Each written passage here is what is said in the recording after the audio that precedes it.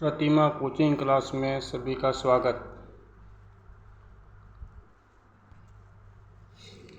भारत में किस प्रकार की शासन प्रणाली है? देखो, भारत में संविधान के लागू होने के पहले राजा महाराजाओं का शासन था, लेकिन 26 जनवरी 1950 में संविधान लागू हुआ। उसके बाद भारत में संसदीय शासन प्रणाली को अपनाया गया है। भारत ने संसदीय शासन प्रणाली को किस देश से अपनाई गई है? यूनाइटेड किंगडम, जिसे ब्रिटेन कहा जाता है। भारत में वास्तविक कार्यपालिका कौन होती है? भारत में वास्तविक कार्यपालिका प्रधानमंत्री व मंत्रिपरिषद होती है, जो कानूनों का वास्तविक रूप से निर्माण करते हैं। जबकि भारत में संवैधानिक प्रमुख राष्ट्रपति होता है, जो नाम मात्र का कार्यपालिका का संवैधानिक प्रमुख होता है। मंत्रिपरिषद सामूहिक रूप से उत्तरदायी होती है। मंत्रिपरिषद सामूहिक रूप से लोकसभा के प्रति उत्तरदायी होती है।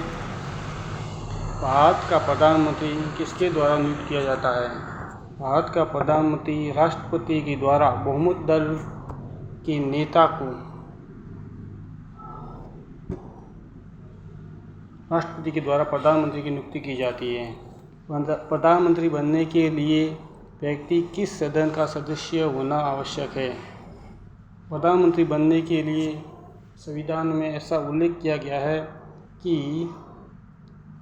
चाहे प्रधानमंत्री लोकसभा का या राज्यसभा किसी का भी सदस्य हो या नहीं भी हो, तो 6 माह के भीतर उसे सदस्य बनना आवश्यक है।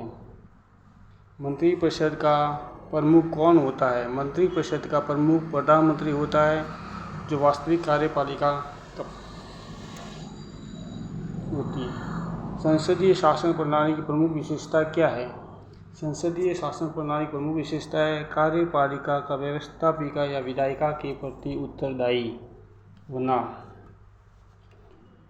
लोकसभा का कार्यकाल कितना होता है? लोकसभा का कार्यकाल 5 वर्ष का होता है, जबकि राज्यसभा का कार्यकाल 6 वर्ष का होता है। भारत की संसद कितने अंगों से मिलकर बनी है? भारत की संसद राष्ट्रपति, लोकसभा और राज्यसभा से मिलकर बनी है। राष्ट्रपति अनुच्छेद 52, लोकसभा अनुच्छेद 81 और राज्यसभा अनुच्छेद 80 में वर्णन किया गया है। अविश्वास प्रस्ताव किस सदन में लाया जाता है? अविश्वास प्रस्ताव हमेशा लोकसभा में ही लाया जाता है। यदि अविश्वास प्रस्ताव पारित हो जाए तो क्या होता है? मंत्रिपरिषद को इस्तीफा देना पड़ता है। भारतीय संसदीय शासन प्रणाली का आधार किस संविधान से है? भारतीय संसदीय प्रणाली का आधार भारतीय संविधान से है, जो संविधान सभा के द्वारा भारतीय संविधान बनाया गया था। संसदीय शासन प्रणाली का मुख्य उद्देश्य क्या है?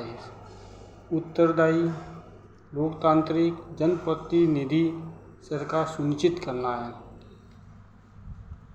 सभी को मेरा धन्यवाद।